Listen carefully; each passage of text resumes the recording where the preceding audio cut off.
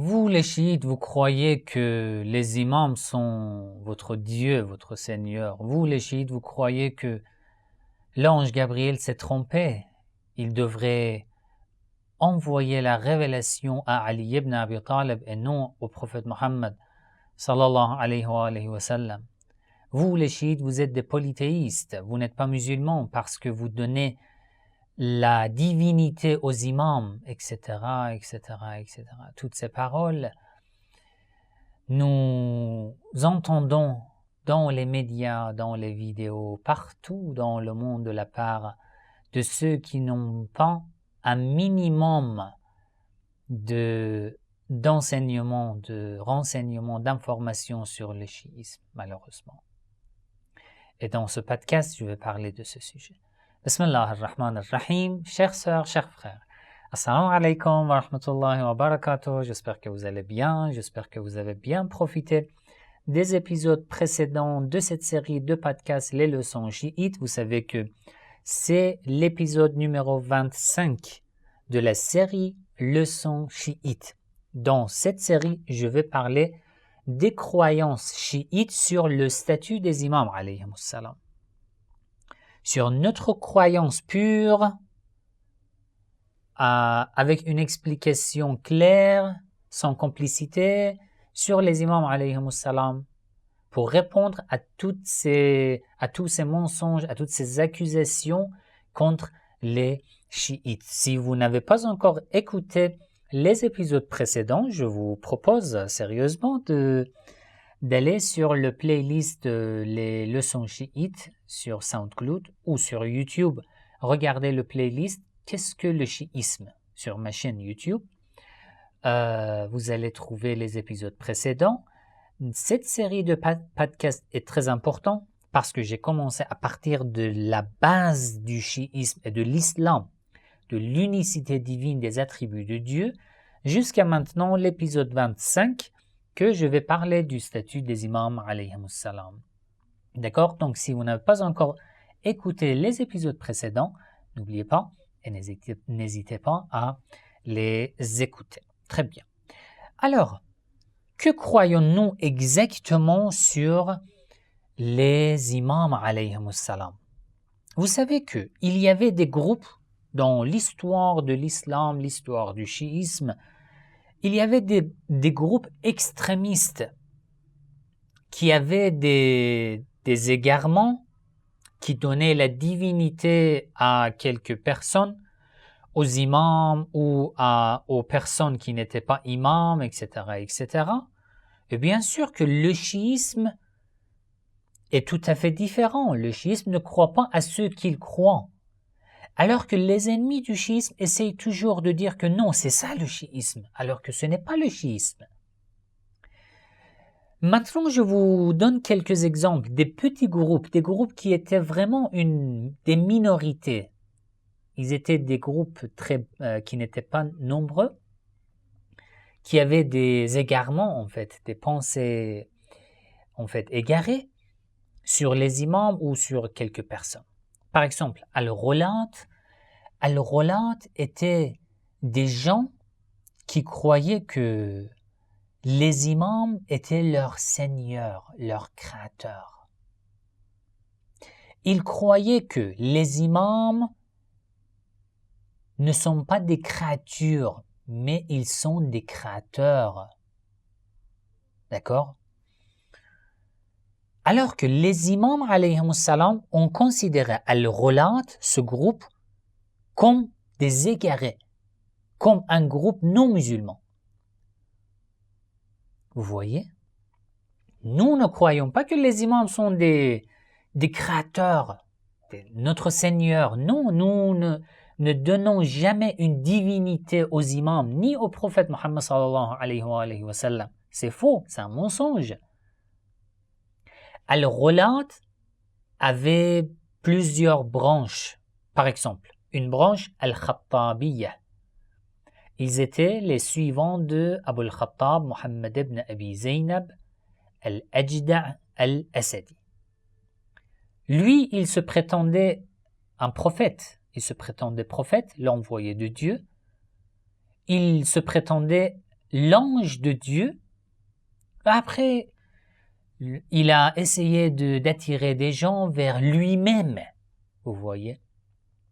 D'après nous, un tel groupe n'est pas considéré comme musulman. Une autre branche de Al-Ghulat, des extrémistes, c'est Al-Ghurabiyya. Al-Ghurabiyya était une petite minorité, vraiment une petite minorité, qui croyait que l'ange Gabriel s'est trompé. Il devrait envoyer la révélation à l'imam Ali alayhi salam au lieu de le prophète Mohammed sallallahu alayhi wa sallam. Alors que c'est faux. Nous, les chiites, nous ne croyons pas à ça. J'ai déjà publié une vidéo à ce sujet. Vous pouvez chercher sur ma chaîne YouTube, vous allez trouver la vidéo. Je l'ai publiée récemment, ça fait 1 mois ou 2 mois sur ce sujet. D'après nous, un tel groupe n'est pas considéré comme chiite et comme musulman. Non, bien sûr que non. Une autre branche de Al-Ghulat, c'est Al-Ulya'iyya. Ils étaient les suivants d'une personne qui s'appelait Al-Ulya ibn Darra' ad-Dawsi. Ils croyaient que l'imam Ali alayhi salam est leur seigneur. Et croyaient que le prophète Mohammed sallallahu alayhi wa sallam est le serviteur d'Ali. Subhanallah. Alors que c'est faux. C'est de l'impiété, c'est de l'incroyance. D'après nous, un tel groupe n'est pas considéré comme musulman. Une autre branche de Al-Ghulat était Al-Makhmesiyya. Ils croyaient que l'imam Ali alayhi salam est leur Dieu et que Salman al-Farsi, Abu Dhar al-Ghifari, Miqdad ibn al-Aswad, Ammar ibn Yasir, ils étaient des prophètes envoyés par Ali alayhi salam. Alors que c'est du polythéisme, c'est de l'impiété. Nous ne croyons pas à ça. Nous ne les considérons pas comme musulmans. Une autre branche de Al-Ghulat, c'est Al-Buzay'iyya. Ils étaient les suivants de Buzay' ibn Musa al-Ha'ik. D'accord? Ils disaient que cette personne est un prophète. Buzay' ibn Musa est un prophète. Et ils croyaient que l'imam as-Sadiq alayhi salam est leur Dieu et l'imam as-Sadiq a envoyé comme prophète cette personne, Buzay' ibn Musa. Et lorsque l'imam as-Sadiq alayhi salam a été informé de cette nouvelle, qu'une telle personne prétend une telle chose, l'imam l'a maudit. Il a dit qu'ils ne sont pas musulmans. Une autre branche de Al-Ghulat, c'est As-Saba'iyya, les suivants de Abdullah ibn Saba. En fait, Abdullah ibn Saba est un nom mentionné dans quelques sources. Ils étaient apparemment juifs. Il s'est converti à l'islam. Vous voyez dans les réseaux sociaux non chiites, ils parlent toujours de Abdullah ibn Saba. Oui, c'est lui qui a fondé le chiisme. Les chiites sont les suivants d'un juif, Abdullah ibn Saba, etc., etc. Et lui, il croyait que Ali est un dieu et beaucoup de mensonges. Alors que l'existence de Abdullah ibn Saba déjà n'est pas sûre. Est-ce qu'une telle personne existait dans l'histoire de l'islam ou c'est une personne en fait inventée par les narrations des ennemis, par les ennemis des chiites? Et en tous les cas, si il existait, une telle croyance est toujours refusée par les chiites. Il y a encore d'autres groupes de Al-Ghulat que d'après les chiites, ils ne sont pas considérés comme musulmans. Il y a des hadiths énormément, en fait, je peux dire, durs contre Al-Ghulat par les imams alayhi salam. Ils sont anjasu min al-kalb, ils sont plus impurs que le chien, que le porc, etc., etc. Ils sont pires que les juifs, que les polythéistes. Aussi, dans l'histoire, il y avait un groupe qui croyait que l'âme de Dieu, s'est incarnée dans le corps des imams alayhimus salam. Ce groupe aussi font partie de Al-Ghulat. D'après les chiites, ces groupes ne sont pas musulmans. Nous n'avons pas une telle croyance. D'accord? L'imam As-Sadiq alayhi salam a dit à son élève Sudayr, Ya Sudayr. Sudayr lui a demandé à l'imam As-Sadiq alayhi salam, au imam, il y a un groupe qui croit que vous êtes Dieu, vous êtes Seigneur. L'imam As-Sadiq alayhi salam a dit, ô Sudayr, mes oreilles, mes yeux, ma peau, mon corps, mon sang, mes cheveux, tout mon corps, toute mon âme déteste un tel groupe, se désavoue d'un tel groupe. Allah déteste ce groupe. Ces gens-là ne suivent pas la religion que je suis, ne suivent pas la religion que mes ancêtres suivaient. Et au jour dernier, au jour de la résurrection, je les détesterai. Et Allah aussi les détestera. Ce hadith est rapporté par Al-Kafi, volume 1, page 269. Et aussi par plusieurs sources chiites. D'après nous, les chiites, alors, quelle est notre croyance sur les imams alayhimus salam? D'après nous, les chiites, les imams sont des êtres humains créés par Allah. D'abord Allah, puis le prophète Mohammed sallallahu alayhi wa sallam. Le prophète a envoyé de la part de Dieu le prophète Mohammed sallallahu alayhi wa sallam, et les imams alayhimus salam, les 12 imams alayhimus salam sont les successeurs du prophète. Ils n'ont aucune supériorité au prophète Mohammed sallallahu alayhi wa sallam, mais ils sont les élèves du prophète, les successeurs du prophète. Mais bon, du fait qu'ils sont des élus de Dieu, des élus, des successeurs du prophète Mohammed sallallahu alayhi wa sallam, ils sont des nobles. Ils ont un statut énormément élevé auprès d'Allah et auprès du prophète Mohammed sallallahu alayhi wa sallam. Allah leur a accordé beaucoup de grâces.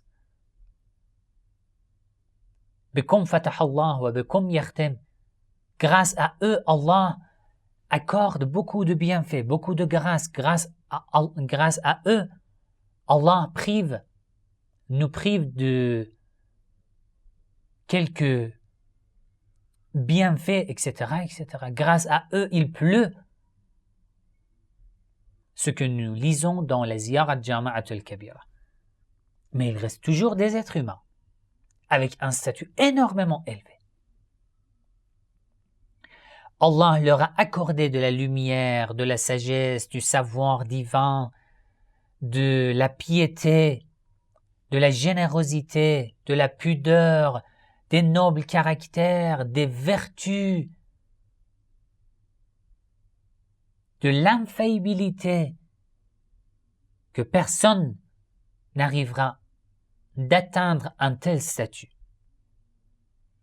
Mais ils ne sont pas nos dieux, ils sont des créatures d'Allah. Et c'est pour ça que après le prophète Mohammed sallallahu alayhi wa sallam, ils sont dignes de devenir imams, de guider l'humanité vers Allah, parce qu'ils connaissent la vérité, parce qu'ils savent bien quel chemin il faut suivre.